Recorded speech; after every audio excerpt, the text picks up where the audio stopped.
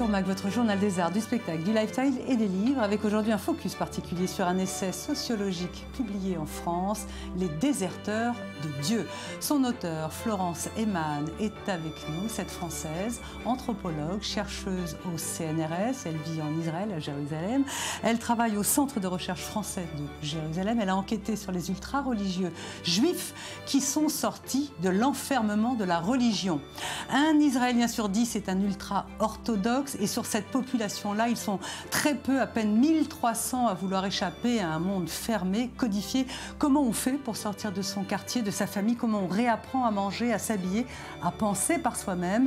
Qui sont ces juifs ultra-pratiquants qui décident de quitter leur loi? Comment on abandonne Dieu tout en lui étant fidèle? Eh bien, c'est ce qu'on va apprendre, on l'espère, avec vous, Florence Eyman. Voilà pour le sommaire. Merci d'être avec nous.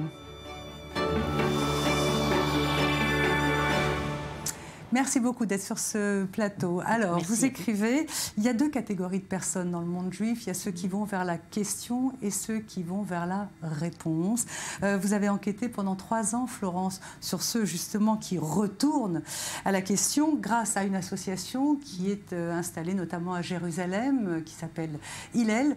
Florence Eyman, vous avez croisé des juifs ultra-orthodoxes qui quittent des familles de 12, 13, 14 enfants dans des 2 pièces à Beth Shemesh ou à Mea Shearim. Dans quel état de détresse vous avez trouvé ces gens-là? Au moment de la sortie, c'est sûr que c'est un grand état de détresse. Ils sont tout seuls, ils sont comme, imaginez, quelqu'un qui arrive dans un pays inconnu, pour eux, dont ils ne connaissent vraiment aucun des codes qui pour nous semblent si naturels. Comment est-ce qu'on s'habille? Comment est-ce qu'on parle avec le sexe opposé? Comment est-ce qu'on ouvre un compte en banque? Comment on s'inscrit à l'université, etc. Donc, et puis en plus, ils sont coupés de leur famille dans un premier temps. Donc c'est un moment très très douloureux pour eux. Alors on va essayer de ne pas faire d'amalgame quand même, on va remettre des chiffres. Oui. Donc vous avez écrit sur 12 500 ultra-religieux d'Israël qui veulent quitter la religion, il y en a 1300 par an qui en sortent, et vous, à Hillel, vous en avez rencontré à peu près 150, donc ces 150 personnes, vous les avez suivies, écoutées pendant toutes ces années, et moi je me suis attachée à ces personnages, vraiment on a envie de savoir ce qu'ils sont devenus. Je pense à Ronit et le ciel qui lui tombe sur la tête, à Noam, à Dora avec son histoire de chaussettes blanches et jaunes. Quelles sont ces épreuves horribles qu'ils doivent surmonter? Est-ce que vous pouvez nous parler d'eux? Oui, Ronit sort d'un des groupes les plus extrêmes de Mea Shearim, qui s'appelle Toldot Aaron, et c'est donc un groupe où les hommes... Mea Shearim, c'est un quartier de Jérusalem. Oui, c'est le premier quartier ultra-orthodoxe de Jérusalem, et c'est un groupe, c'est un des groupes justement où les femmes ont les cheveux, la tête rasée après le mariage, ce qui n'est de loin pas la majorité des femmes ultra-orthodoxes, où les hommes portent, on les appelle, ils ont un surnom, on les appelle les zèbres, parce qu'ils portent un cafetan rayé en soie de Damas. C'est d'ailleurs un de leurs problèmes actuels, c'est qu'avec les problèmes avec la Syrie, ils ont du mal à se procurer ce précieux tissu. Et c'est vraiment un groupe, c'est à peu près 500 familles, pas plus. Et c'est le Moyen-Âge, quand on lit votre livre, c'est le Moyen-Âge. Oui, et justement, ce qui était très surprenant, c'était que Ronit était, quand je l'ai rencontré à Hillel, quelqu'un qui représentait tout ce que la laïcité la plus extrême pouvait représenter. Elle avait des piercings, elle avait un tatouage, elle avait des immenses boucles d'oreilles, elle avait un débardeur, etc. Et en plus, elle avait les cheveux teints en plusieurs teintes. Voilà, donc c'était vraiment très extrême. Et ce qui était aussi passionnant, c'était que même elle revoyait sa famille. L'histoire de Dora et ses chaussettes. Vous pouvez nous expliquer pourquoi on lui a demandé dans sa secte, parce que c'en est une, de teindre ou de colorer ses chaussettes blanches en jaune? Oui, c'était... elle explique qu'elle va dans une institution universitaire qui est justement un peu moins extrême que celle dont elle est sortie, mais quand même, parce qu'on demandait que si elle portait des chaussettes blanches, on les passe dans du thé pour qu'elles deviennent plus jaunes, parce que le blanc, ça attire l'œil. Et donc ça attire l'œil sur les jambes, et le corps doit être au maximum caché dans cet univers. Florence, vous l'avez dit, est-ce que les femmes, est-ce que le sort des femmes dans ces milieux ultra fermés, est-ce qu'il est plus compliqué que celui des hommes? Je pense aux pratiques sexuelles, au code de la sexualité, à l'alimentation, au code vestimentaire. Il y a dans certains quartiers, on apprend dans votre livre, des femmes qui sont couvertes comme avec des burqas. Oui, ça c'est vraiment l'extrême de l'extrême. Il y en a très peu. Oui. Heureusement, il y en a vraiment très très peu. C'est pas ça qui représente l'ultra-orthodoxie. Et je dirais pas que le sort des femmes est plus dur que celui des hommes. Au contraire, à mon avis. D'ailleurs, avec les évolutions actuelles, les femmes apprennent plus. Parce qu'elles travaillent ou qu'elles étudient? Elles travaillent, elles étudient, elles ont au moins quelques matières profanes dans leur enseignement. Et ensuite, c'est elles qui font bouillir la marmite. Donc, c'est elles qui sortent à l'extérieur pour travailler. Donc, elles sont plus en contact avec le monde extérieur. Non, je dirais que leur sort est plutôt moins compliqué que celui des hommes. Est-ce que vous voulez bien nous expliquer, parce que nous, on a tendance, quand je dis nous, c'est le grand public, mais à confondre un religieux, c'est un religieux. Non, en réalité, non, ça, on a affaire à une toute petite partie de ces ultra-orthodoxes.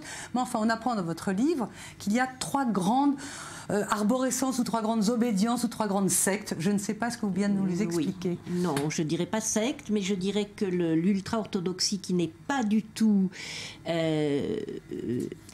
qui est très très formée de centaines de sous-courants, a effectivement 3 grands groupes au départ, qui sont les Lituaniens, et ils sont appelés comme ça parce que ils se réfèrent aux yeshivot de Lituanie, mais ce n'est pas, ça va bien plus loin que la géographie, qui veut bien le dire, qui sont des Ashkénazes, qui sont considérés comme un peu plus modernes que les chassidim, et qui ont, par exemple, ils ont le droit de tailler leur barbe ou même de la raser. Certains n'ont pas de barbe. Ils ont des costumes, ils n'ont pas des caftans, ils ont des costumes noirs, mais voilà.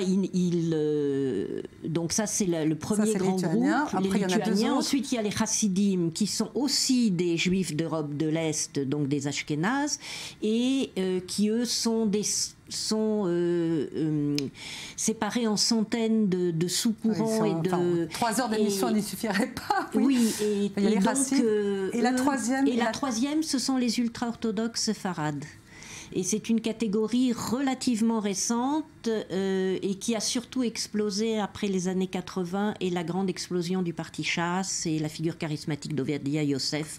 Alors, on va parler un petit peu politique. Pendant que vous parliez, on voyait des images de ces fameuses Neturei Karta qui refusent la nationalité israélienne. Je voudrais qu'on parle de la responsabilité de l'État hébreu dans le maintien de ces communautés-là. Qu'est-ce qui les arrange là-dedans? Parce qu'il y a des subventions, il y en a qui les refusent, d'autres qui ne les refusent pas. Qu'est-ce qui les arrange? Je ne sais pas si on peut dire que ça les arrange, mais disons que d'abord c'est une situation héritée encore de Ben Gurion, c'est-à-dire du statu quo qui a eu lieu entre Ben Gurion et une des grandes autorités ultra-orthodoxes de l'époque, le Chazon Ish, qui a fait, on ne va pas revenir sur ce statu quo, mais ça a été notamment le fait que les étudiants de yeshiva peuvent être dispensés de l'armée. Problème avec lequel on continue à être confronté jusqu'à aujourd'hui. Mais aussi, une des choses très importantes a été... Oui, pardon. Non, je vous coupe, mais ce que je veux dire, c'est que l'État ne met pas trop son nez dans ces quartiers. Voilà, alors, parce que ça faisait partie de ce statu quo qu'ils allaient avoir des institutions éducatives indépendantes, et donc, mais subventionnées par l'État. Et on est toujours dans cette situation, à la différence que la petite poignée d'ultra-orthodoxes qui restaient après la Shoah et aussi les restes de ce qu'on appelait le vieux Yishuv sont devenus près d'1 million de personnes. Et l'État continue à subventionner leurs institutions éducatives. Oui, parce qu'il y a une incidence sur les enfants terrible. Ils sont totalement embrigadés d'une certaine façon. On peut dire, en tout cas, ils sont coupés de la société générale et notamment, il n'y a aucun enseignement des matières profanes dans leurs institutions. Et ça, je pense que c'est une grande responsabilité de l'État. Florence, ces sortants, quand ils sortent, est-ce qu'ils basculent à nouveau dans l'extrême? Vous parliez de cette jeune femme qui est extrêmement tatouée et percée. Est-ce qu'ils basculent dans un autre extrême? Je pense notamment aux sionistes religieux. Quels extrêmes vont-ils chercher une fois qu'ils sortent? Je n'appellerai pas les sionistes religieux extrémistes, pas du tout. Je pense que vous pensez peut-être à certains groupes extrémistes d'ultra-orthodoxes sionistes religieux dans certaines colonies illégales ou qui veulent monter sur le mont du Temple. Mais ça n'a rien à voir. Qui participent quand même à une certaine forme de déstabilisation du pays. Donc oui, mais c'est de nouveau vraiment une frange qui n'est pas significative. Le gros du sionisme religieux, ce sont les religieux avec les petites calottes crochetées et qui ne sont ni qui tiennent à monter sur le mont du Temple, ni qui mettent des bombes et qui, heureusement, et qui sont modernes et qui vivent, eux, complètement, qui participent complètement à l'État et à ses institutions. Donc, ma question, c'était quels extrêmes vont-ils choisir? Ils ne vont pas choisir d'extrêmes, c'est assez rare. Ils sont apaisés en sortant. Enfin, je veux dire, ils ont une vie à peu près ils ne sont laïque. Pas apaisés, mais ils ont une vie laïque et une vie laïque, justement, tout à fait normale. Et au contraire, je dirais même qu'ils gardent certaines des valeurs de leur monde d'avant, parce que tout n'est pas à jeter dans ce monde d'avant. Il y a certaines valeurs morales, spirituelles, qui peuvent même les aider. Parce qu'il est plein d'espoir, votre livre, quand même. Oui, c'est ça qui est bien aussi. Absolument. Et je pense que j'ai trouvé justement dans ces sortants aussi des manières de communiquer qui étaient souvent et qui, je pense, sont des choses qui leur restent de leur monde d'avant. Alors bon, ça c'est le joli côté. Vous pointez quand même dans le livre, certes c'est au début, mais quand même le côté un peu racaille de certains de ces juifs ultra-religieux. Ce sont des mômes entre 13 et 18 ans qui sont capables des pires exactions, notamment d'aller brûler vif un petit garçon israélien arabe, notamment comme ça s'est passé l'année dernière. Quid de cette catégorie-là qui sont dans le fond pas tellement liés à Dieu? Oui, c'est une catégorie tout à fait à part et de gens qui ne sortent pas de l'ultra-orthodoxie et qui sont des espèces de racailles, le mot est peut-être un peu fort. Je dirais que ce sont un peu des laissés pour compte, qui sortent de la yeshiva, des délinquants qui peuvent aller de la délinquance la plus légère à la plus grave, le cas que vous avez cité et qui avait été en 2014. Oui, c'est ça. On va terminer bientôt. Voilà, on va terminer sur de l'espoir. Vous citez notamment dans votre livre des sortants qui s'en sont très bien sortis. Je pense notamment à Joseph Sédar, qui est le réalisateur de cinéma qu'on connaît, qui a fait entre autres Footnote et puis Beaufort. Donc on peut s'en sortir, on arrive à avoir une vie. On s'en sort très bien et on s'en sort justement grâce à ces associations. Mais comme, lui, par exemple, comme Joseph Hillel. Sédar, il s'en est sorti grâce à Hillel? Non, je ne pense pas. Non, mais Hillel ne recueille qu'une quinzaine, que 15% à peu près de ceux qui sortent. Le gros de ceux qui sortent se débrouillent tout seuls. Le monde ultra-orthodoxe que nous, grand public, connaissons est véhiculé par les films. Je pense notamment à Ushpizi, My Father, My Lord, la série télé Shtisel. Il y a quelque chose de très joyeux dans ce que véhicule le cinéma. Ça ne correspond pas du tout à la réalité. Ce que vous avez vu, entendu, c'est terrible. Oui. C'est vrai que j'ai vu des cas vraiment de violence, qu'elles soient physiques, qu'elles soient sexuelles. Mais ça peut-être aussi s'expliquer par ces caractères quand même un peu de secte de certains de ces groupes et du fait aussi de cette séparation tellement stricte entre les sexes. C'est le sexe le plus important, c'est le rapport à l'autre, à la femme, au corps qui... Je pense que c'est quelque chose qui est tellement antinaturel dans notre société, le fait aussi de ne pas pouvoir se toucher. Tout simplement, on ne se touche quasiment pas dans ces familles, même au sein de la famille. Ce qu'on apprend, il n'y a pas de verrou, il n'y a pas d'intimité, on fait partie d'un corps collectif en permanence. Oui, ça c'est dans les yeshivot, mais aussi dans la famille, on ne passe pas son temps comme dans nos familles à nous, à se toucher, à s'embrasser, à se prendre dans les bras.